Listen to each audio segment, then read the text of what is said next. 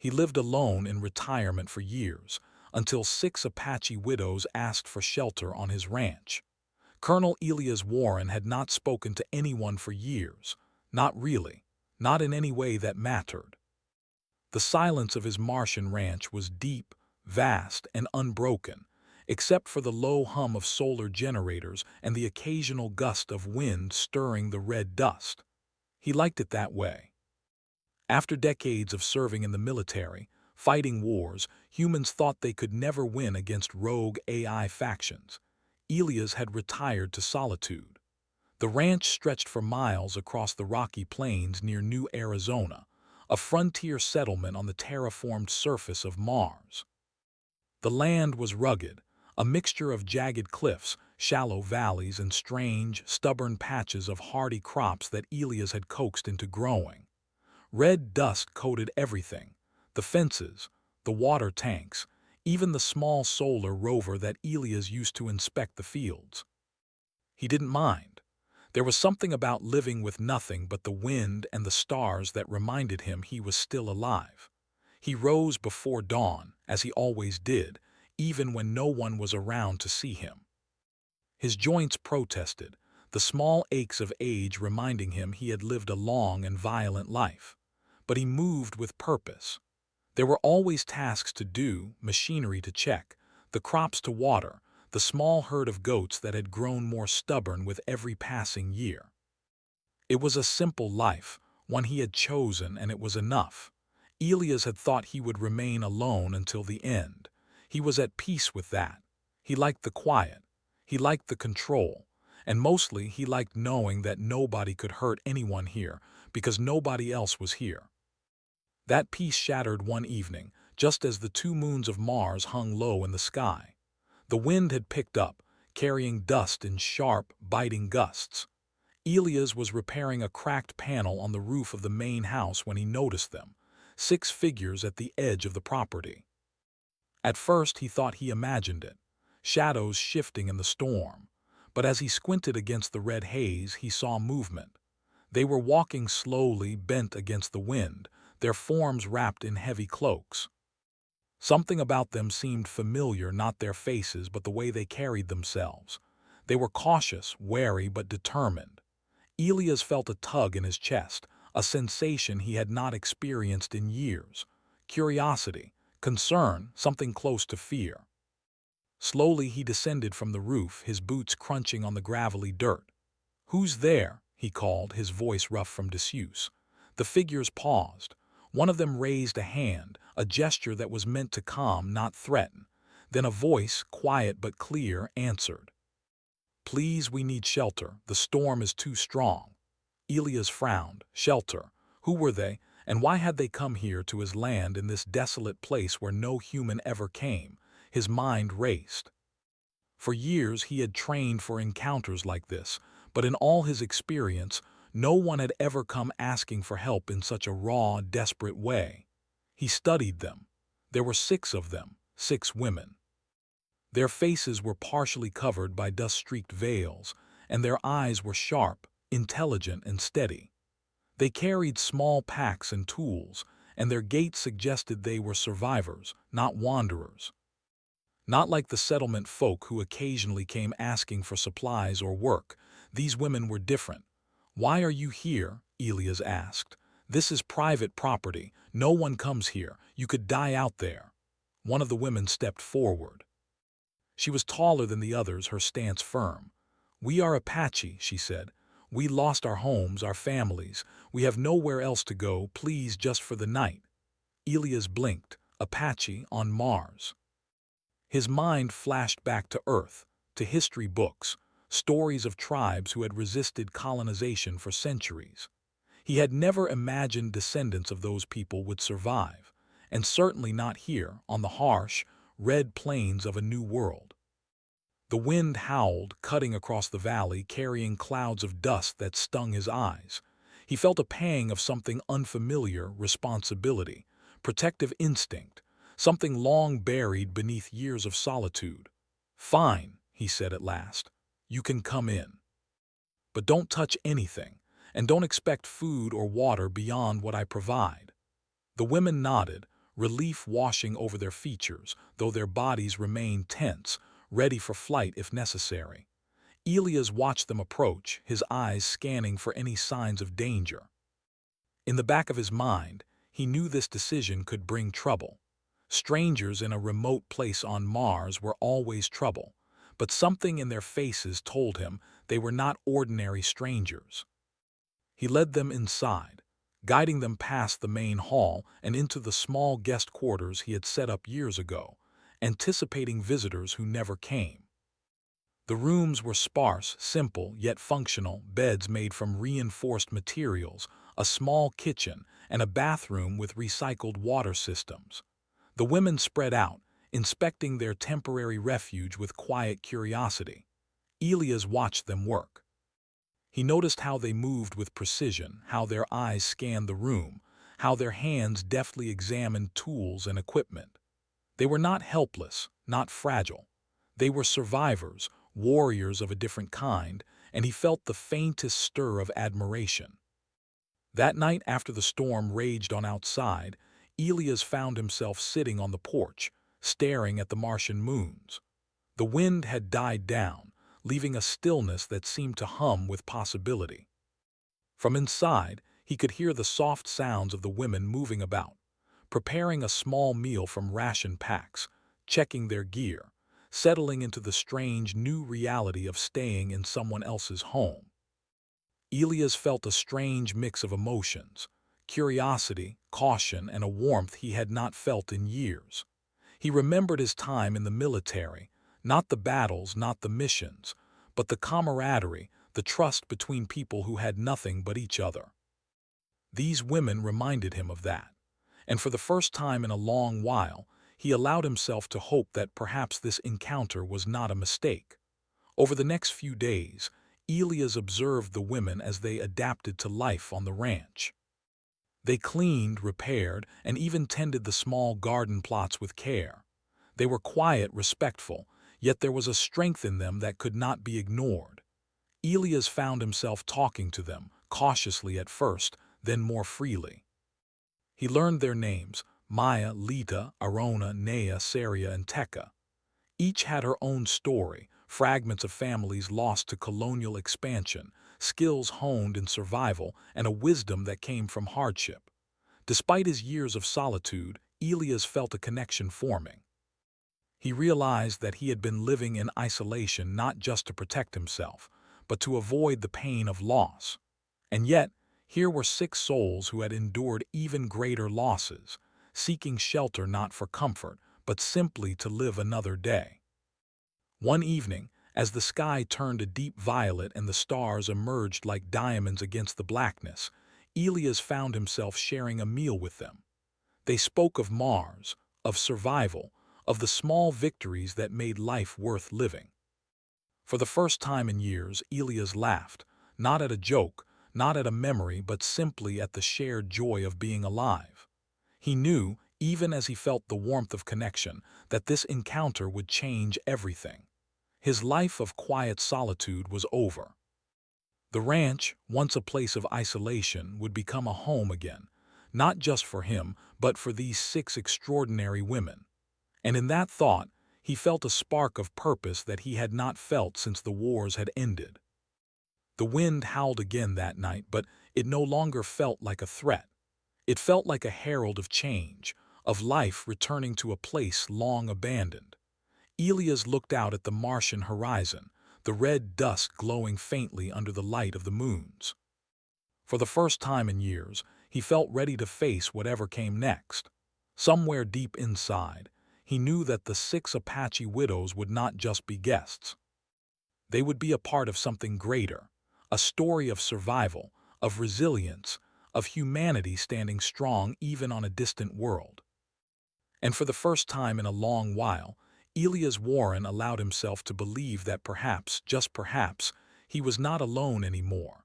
The days after the storm passed quietly, but the ranch was no longer the same. Elias Warren noticed it immediately. The silence he had cherished for years was replaced by the soft hum of voices, footsteps, and laughter, the 6 women moving through the house and grounds like they belonged there. At first, he kept to himself, watching them from a distance. Maya was the first to break his habit of solitude. She had a way of speaking that drew people out, a calm certainty in her voice. "Colonel," she said one morning as he checked the solar panels, "this farm is in good shape, but there are spots where the irrigation could fail in a dust storm. I can help." Elias had not expected an offer. He was used to doing everything alone, and asking for help had always felt like weakness. Yet he saw the logic in her suggestion. She knew what she was doing. "All right," he said, surprising himself. "Show me what you mean." Over the next few days, he realized that each woman brought skills he had long forgotten the value of. Lita was a mechanic, able to repair the old rovers and tools that Elias had patched together for years. Arona tended the animals with a gentle but firm hand, calming the goats and teaching Elias a few tricks he had never considered. Nea and Saria helped with the garden, teaching him methods for growing plants in the unforgiving Martian soil. Even Tekka, the youngest, had a sharp mind, learning to operate the sensors and communications equipment faster than Elias could have imagined. Watching them work, Elias felt a mixture of admiration and unease. It was one thing to be alone, to rely only on yourself. It was another to see capable strangers, people he did not know, becoming essential to his daily life. He had always trusted his own judgment above all else, and now he was learning to trust them as well. One evening, as the red sun dipped below the horizon, Elias found himself sitting outside, listening to the women laughing quietly inside the house. The wind had dropped, leaving the Martian air calm and cool. He thought about the years he had spent alone and the long shadows of his past missions. He had fought for humanity, for survival, but he had never fought for companionship. And now, for the first time, he felt a tug at something deeper. The women noticed his change as well. Maya, sensing his hesitation, approached him cautiously.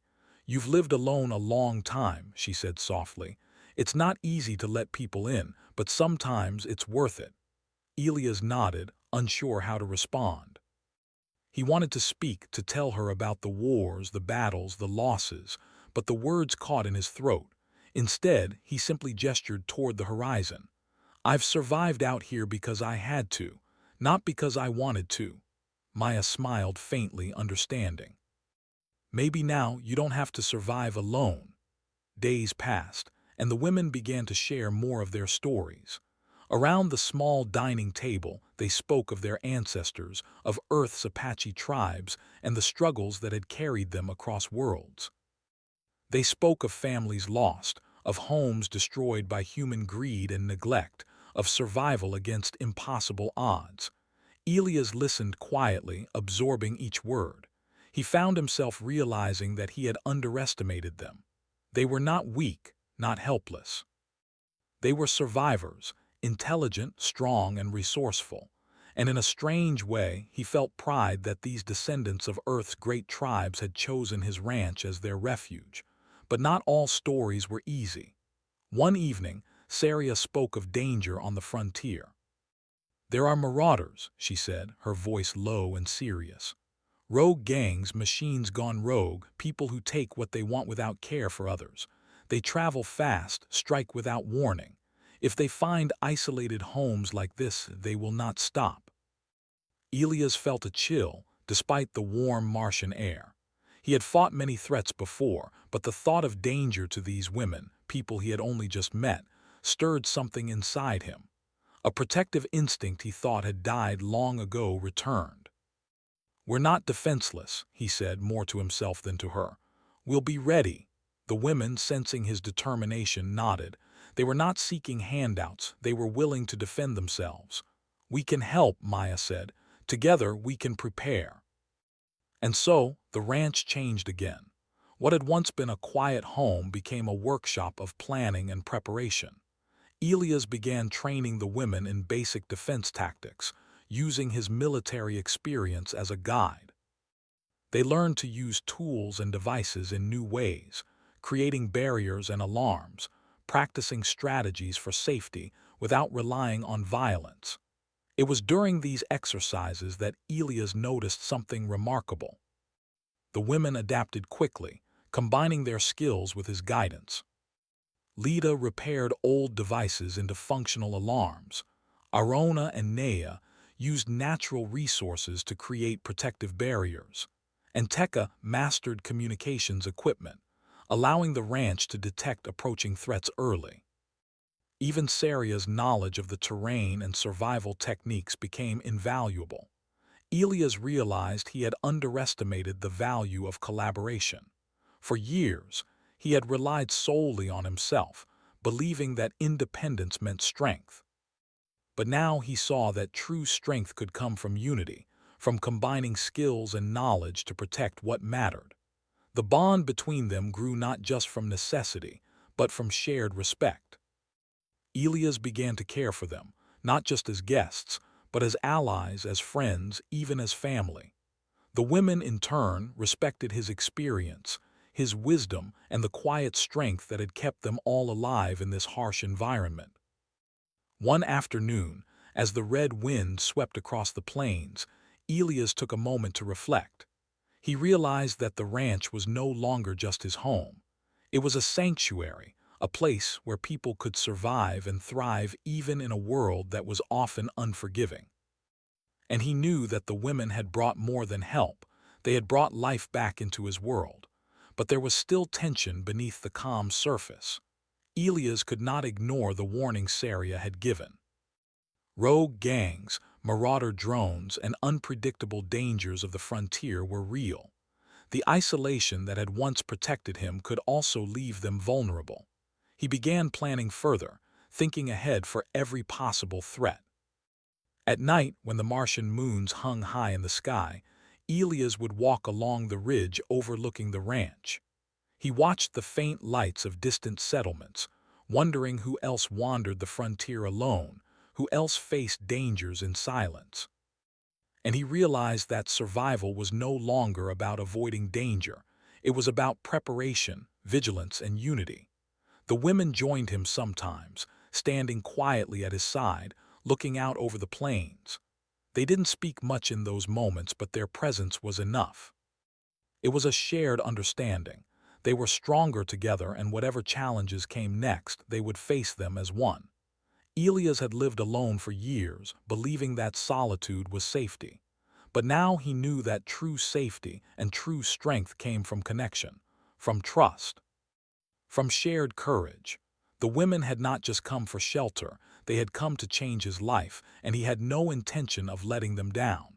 And so, life on the ranch settled into a new rhythm.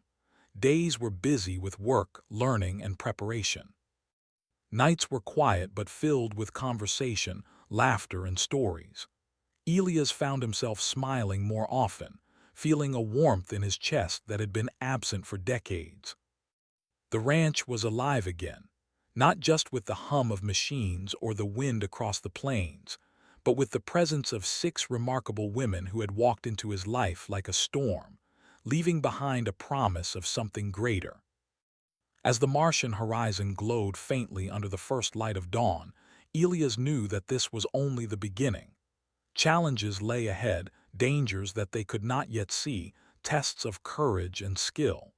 But for the first time in years, he felt ready. Not just ready to survive, but ready to fight for something worth protecting, because survival alone was no longer enough. And in this new world, surrounded by 6 women whose strength matched his own, Elias Warren realized that humanity, resilience, and unity could stand even on the harshest frontier. And that realization, more than anything else, gave him hope. The quiet that had settled over Elias Warren's ranch did not last. Mars was an unpredictable world, and the frontier offered no guarantees. The red plains stretched endlessly, hiding both beauty and danger. And now, Elias could sense that something was coming, though he did not yet know what. It began with small signs. The goats grew restless, pacing in ways they had never done before.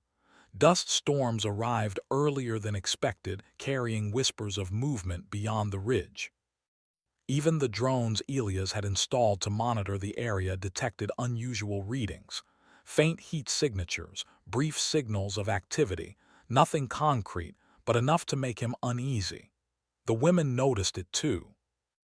Maya spoke first, one evening as they gathered in the main hall, the wind rattling the windows. "There are people or machines moving on the plains. We should prepare," she said, her voice steady but serious. Elias nodded, his mind already racing through scenarios he had learned to anticipate over decades of service. "We will prepare," he said, "but we won't panic. The key is to think ahead, not to act out of fear." He spent the next few days teaching the women more advanced defensive strategies. They used the ranch's natural terrain to their advantage. Rocky ridges for observation, narrow paths for quick movement, hidden supply caches, and improvised barriers made from the salvaged materials on the property. Elias combined his military experience with the women's resourcefulness, creating a plan that relied not on force but on intelligence, teamwork, and anticipation. Lita took charge of the mechanical side. She reinforced the solar drones, installed sensors along the fence lines, and rigged the old rovers to act as early warning systems. "If something moves within 2 kilometers, we'll know," she said, her hands moving quickly over circuits and wires. Arona focused on the animals. She trained the goats to react to unusual sounds, so they would act as natural alarms, moving in specific patterns to alert the ranchers. Nea and Saria worked together on the plants, designing patches of vegetation that would slow down anyone approaching the property. Tekka monitored communications and signals, learning to interpret subtle changes in the data streams. Elias observed them with quiet pride. Each woman had adapted quickly, using her skills to strengthen the ranch. They were not just helping, they were contributing in ways that Elias had never imagined possible. And for the first time, he truly understood the value of collaboration. One evening, as the 3 suns of the Martian sky set and the horizon glowed orange and red, a distant sound reached the ranch, faint, rhythmic, and deliberate. It was hard to tell exactly what it was, but the hairs on the back of Elias' neck stood up. "Did you hear that?" he asked, his voice low. The women froze, listening. Maya nodded. "Yes, something is coming." Elias grabbed his field binoculars and climbed to the ridge overlooking the plains. The red dust had settled for now, but there, faint against the horizon, were small shapes moving carefully across the rocks. They were not many, no more than a dozen, but Elias recognized their intent immediately. They were scouts, testing the ranch. Not aggressive yet, but probing, looking for weaknesses. He returned to the women, his mind already forming a plan. "They're testing us, scouting. We need to make sure we're ready. No mistakes. Everyone has a role." That night, under the pale light of the Martian moons, Elias walked the women through the plan. Each had a station, a specific responsibility. Maya and Elias would coordinate observation points. Lita would manage the drones and alarms. Arona and Nea would monitor the terrain.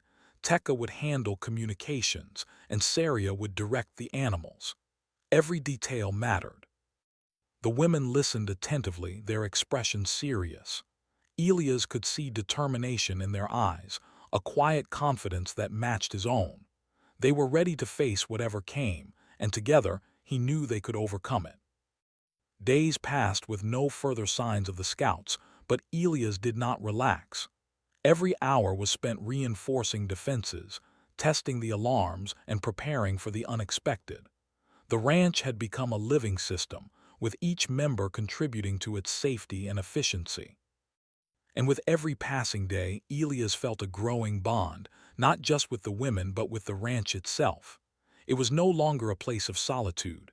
It was a fortress, a community, a home. Then one morning the scouts returned, but this time they brought more than just observation. Elias and Maya spotted movement near the southern ridge, 3 small, autonomous drones, sleek and fast, patrolling the area with purpose. They were clearly exploring, mapping, and analyzing the terrain. "They're learning," Elias said grimly. "We can't let them get too close."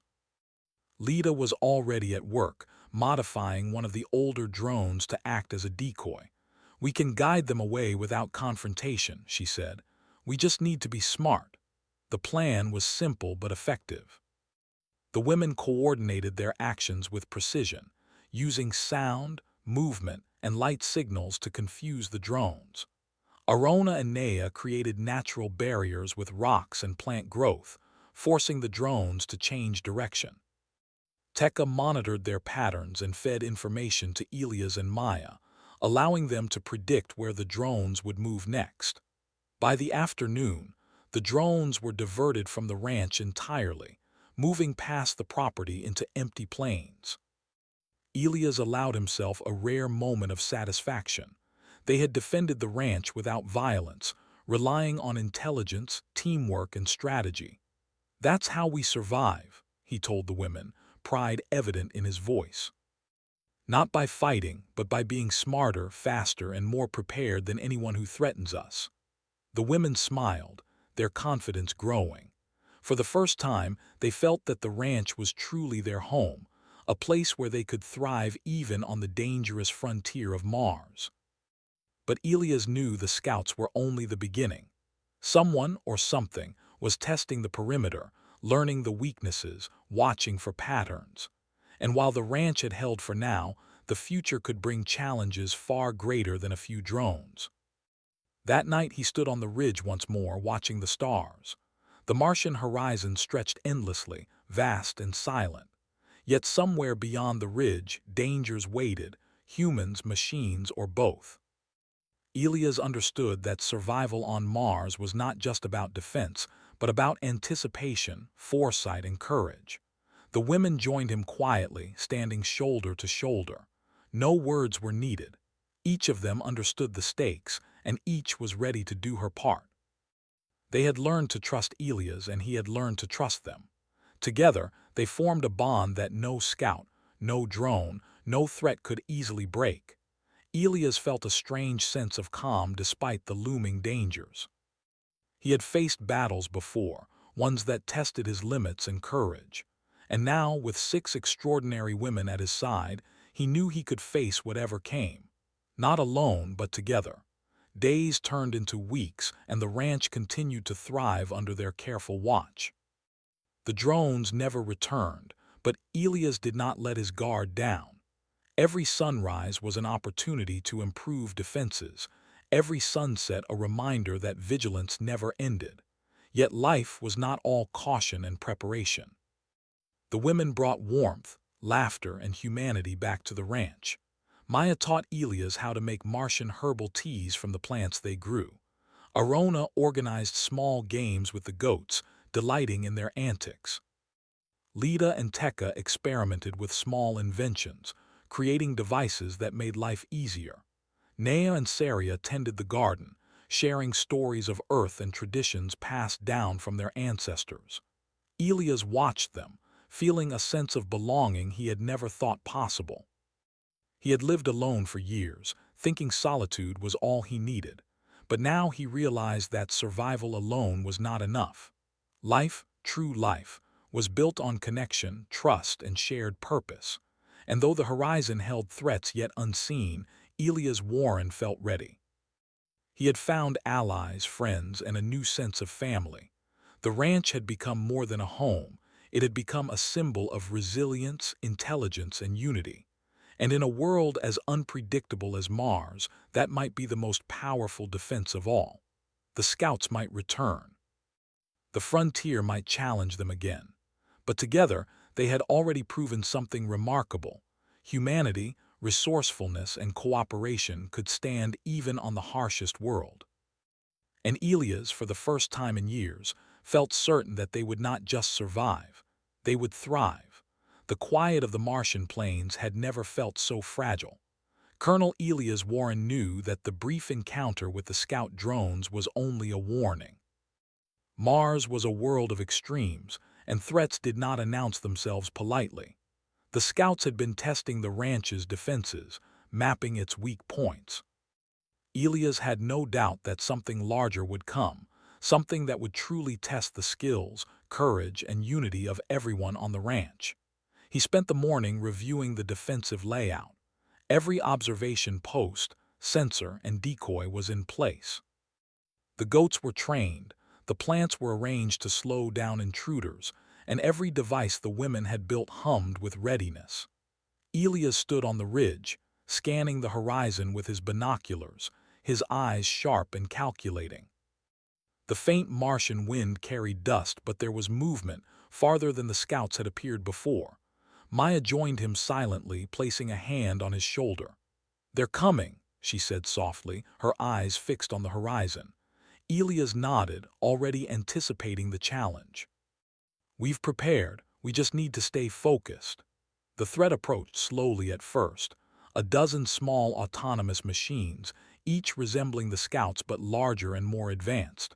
They moved with purpose, scanning the terrain, analyzing and mapping. It was clear they were designed to learn and adapt, but Elias had faith in the defenses the women and he had built together. "Positions," he ordered. Each woman moved with precision, taking her assigned station. Maya and Elias manned the observation points, coordinating the defenses. Lita monitored the drones and adjusted the decoy systems.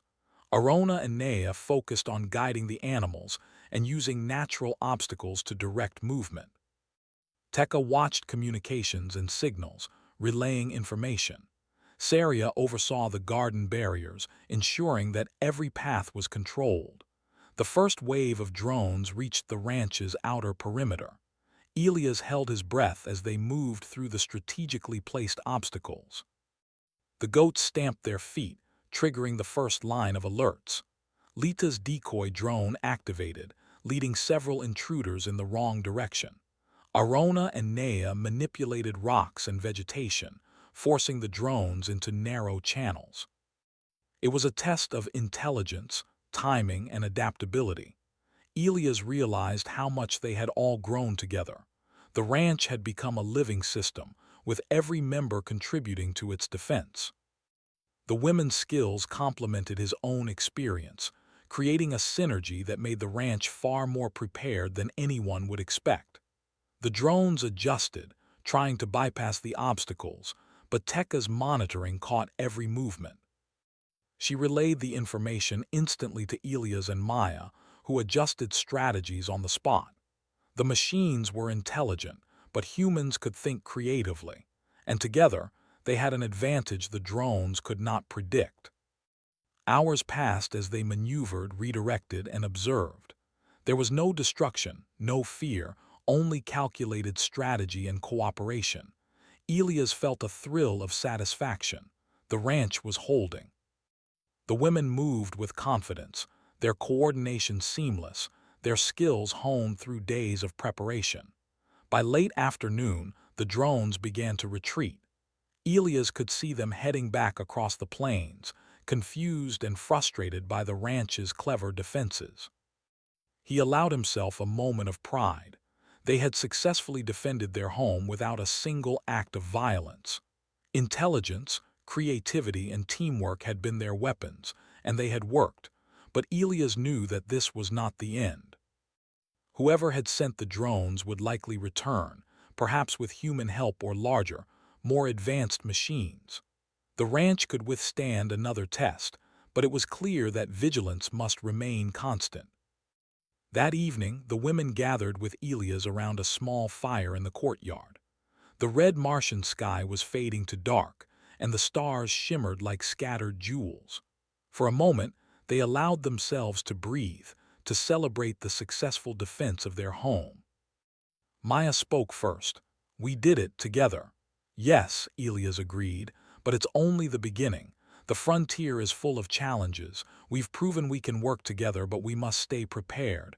Today we outsmarted machines. Tomorrow could be different." Arona smiled. "We'll face it. We've learned from each other, and we trust each other." Lita added, "The ranch isn't just a home now, it's a fortress, and we're a team." Elias looked at each woman, feeling a sense of gratitude and pride he had not experienced in years. They had transformed the ranch from a quiet, solitary home into a place of strategy, skill, and life. And in doing so, they had transformed him as well. The following days were spent reinforcing the ranch even further. The women worked alongside Elias, improving every aspect of the property. They built more decoys, added additional sensors, and improved communication networks. The goats continued their training, now responding to subtle signals that could indicate approaching threats. The garden barriers were enhanced, with clever designs that could guide anyone or anything into areas where they could be observed or redirected safely. Elias realized something remarkable. The ranch was no longer just a home. It was a symbol. A symbol of what humans could do when they worked together, when intelligence and creativity were valued over brute force. And in the process, he had found a new sense of purpose. One morning, as the three suns rose over the horizon, Elias noticed something unusual. A faint, rhythmic pulse in the distance, different from the scout drones, different from anything they had seen before. He called the women together. "They're back," he said, his tone calm but serious. "And they're bringing something new." "We don't know what it is yet, but we must be ready," Maya nodded. "We've prepared as best we can. Now we need to stay alert and adapt." As the hours passed, the pulse grew stronger. Shapes began to appear on the horizon, a mix of small machines and larger devices moving in patterns that suggested intelligence. Elias observed quietly, calculating, anticipating. The ranch had survived before because of preparation and teamwork. It would survive again. The women took their positions, moving with confidence. Lita adjusted the decoys, Tekka monitored the signals, Arona and Nea guided the goats, and Saria managed the barriers. Elias and Maya coordinated the defense from the ridge. Every detail mattered, every action counted. When the approaching machines reached the outer perimeter, the ranch came alive. Drones were diverted, paths were blocked, and alerts activated automatically. The goats stamped and moved in patterns that guided the machines into controlled channels. The women's clever devices and barriers forced the machines to react, creating confusion and delays. Elias felt a thrill of pride. The ranch, once a quiet home for one man, had become a living, breathing system of intelligence and cooperation. And in that system, every member played a vital role. Hours later, as the machines retreated once more, Elias looked at the women. "We've done it again," he said. "We've protected our home without fighting. That's the real victory," Maya smiled. "And we've done it together." The sun set behind the red mountains, casting long shadows across the ranch. The air was still, calm, and quiet once again. Elias felt a deep sense of satisfaction. They had faced a real threat, worked as a team, and emerged victorious. And in the process, he had learned a lesson he would never forget. Strength did not come from solitude or force. It came from connection, trust, and cleverness. The ranch was safe for now, but the frontier was vast and dangers would always come. Elias knew that. But he also knew something more important. He was not alone anymore. He had allies, friends, and a new family. Together, they could face anything the frontier or the universe threw at them. As the stars shimmered above the Martian plains, Elias Warren felt hope. Not just for survival, but for life, for growth, and for the future. The ranch was more than a home. It was a fortress of human ingenuity, resilience, and unity. And with the 6 women at his side, he knew they could thrive, no matter what challenges lay ahead. Mars was a harsh world, full of unknowns. But the ranch, the women, and Elias himself had proven that intelligence, teamwork, and courage could turn even the most isolated place into a thriving home. And that realization filled Elias with a quiet, unshakable confidence. No threat could break what they had built together. Not yet. And perhaps with this unity and determination, nothing ever could. The mornings on the ranch had changed. No longer were they quiet and solitary, filled only with the hum of solar panels and the faint whistle of Martian winds. Now, the land was alive. Elias Warren woke to the sounds of activity. Goats moving in neat patterns, tools clinking as Lita repaired or improved something. the soft rustle of Arona and Nea tending the plants, and the occasional hum of a drone circling the perimeter. It had been weeks since the last encounter with the scout machines, and life had returned to a rhythm that was both calm and alert. The women had become part of the ranch as naturally as the wind over the red plains. They moved with purpose, skill, and understanding of the land, and Elias found himself no longer thinking of the ranch as his alone. It was theirs, together. One morning, as the suns rose over the horizon, Elias joined Maya near the edge of the ridge overlooking the property. The wind carried the faint smell of Martian dust and cultivated plants, a strange mixture of the raw and the tamed. "We've done well," Elias said quietly, watching the women below as they went about their tasks. "The ranch, it's stronger than I imagined." Maya smiled. "Because we've worked together. Strength isn't in one person, Colonel. It's in the group, in the family we create." Elias nodded, the words resonating in his chest. He had lived decades in solitude, believing that independence meant survival. Now he understood that independence was only part of life. True survival and true thriving required connection, trust, and shared purpose. Days passed in a mixture of work, learning, and quiet reflection. The women shared more of their knowledge, teaching Elias skills he had not used in years. They showed him how to grow crops more efficiently, how to improvise tools from materials he had long overlooked, and how to read subtle signs in the Martian terrain.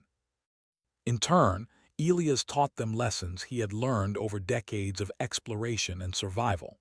He showed them how to observe the land for patterns, how to anticipate changes in weather and wind, and how to make small but crucial improvements to the ranch's security systems. The ranch became a classroom and a home, a place where learning and living were intertwined. One afternoon, while Elias and Arona checked the perimeter, a small figure appeared on the ridge. It was Tekka, running lightly across the rocks with a message in hand. "Colonel, Maya says there's a problem with the irrigation near the eastern field. It could affect the plants." Elias followed her quickly, moving through the narrow paths between rocks and soil.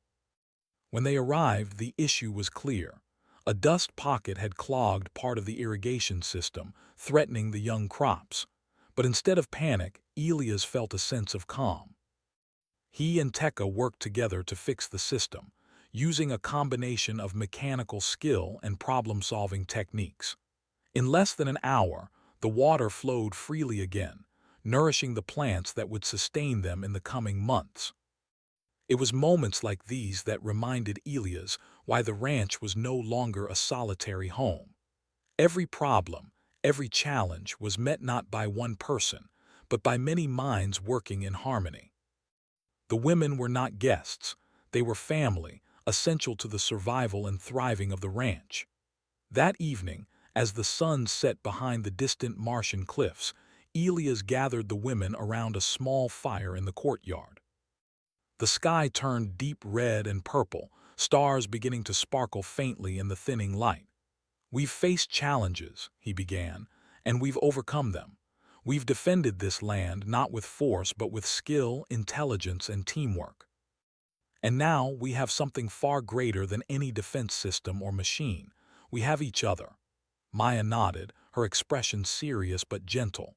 "The frontier is still dangerous, but we are ready. We've learned from each other and we've grown together. The ranch isn't just a place, it's a community, and we will protect it." Arona, Nea, Lita, Tekka, and Saria all nodded, their faces illuminated by the firelight. There was a sense of pride, of accomplishment, and of belonging in their eyes. Elias felt a deep warmth, a feeling he had not known for decades. The following weeks were filled with preparation and improvement. The ranch's defenses were strengthened, the irrigation systems optimized, and the plants and animals cared for meticulously. The women worked tirelessly, their efforts guided by knowledge, intuition, and a shared sense of responsibility. Even the goats seemed aware of the importance of their roles, moving through trained patterns that allowed the ranchers to monitor the land with ease. Elias spent more time outside, observing and teaching. He walked the ridges with Maya, discussing strategies for future challenges.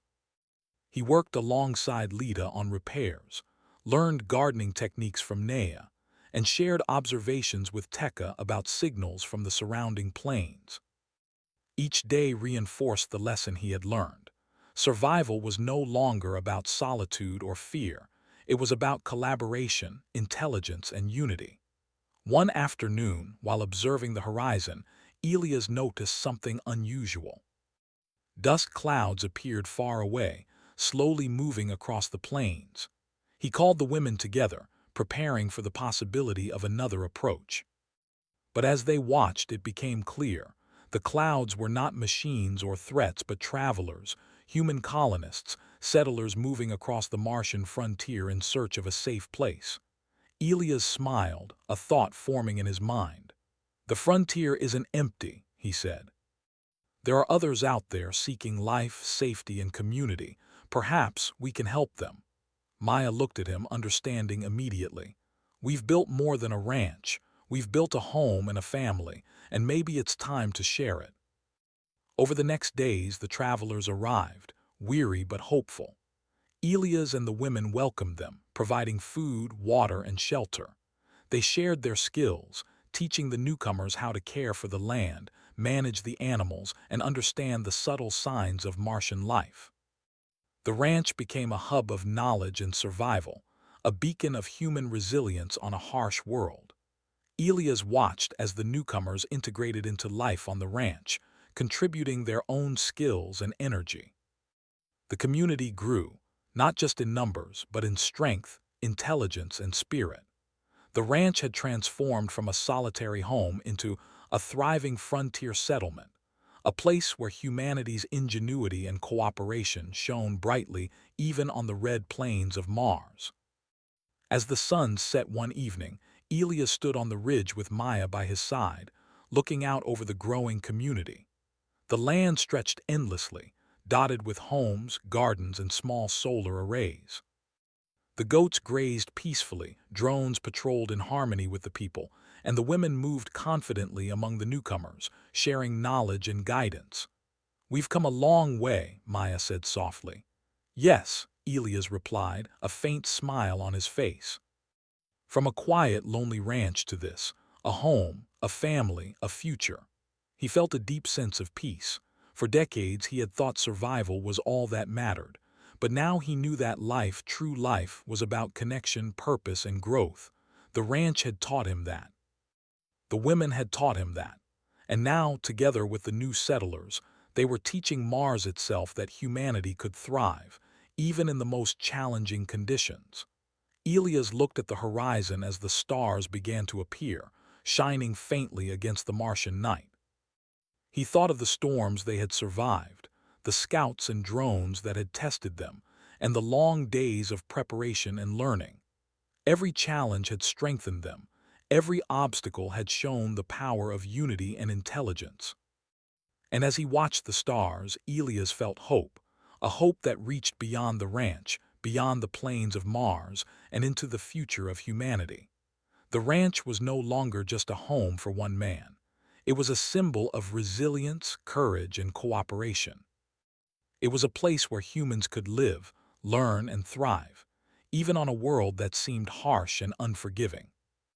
And with the 6 extraordinary women at his side, and now a growing community of settlers, Elias Warren knew one thing for certain. They were ready for anything the frontier could bring. Because on Mars, as on Earth before it, humanity's greatest strength was not in machines or weapons, but in intelligence, creativity, and the bonds they formed. And together, they could survive, thrive, and flourish. The red plains stretched endlessly, but the ranch glowed with life, hope, and determination. Elias turned to the women, and they all shared a quiet, unspoken understanding. This was just the beginning. The future was wide open. And for the first time in years, Elias Warren felt truly, completely at home.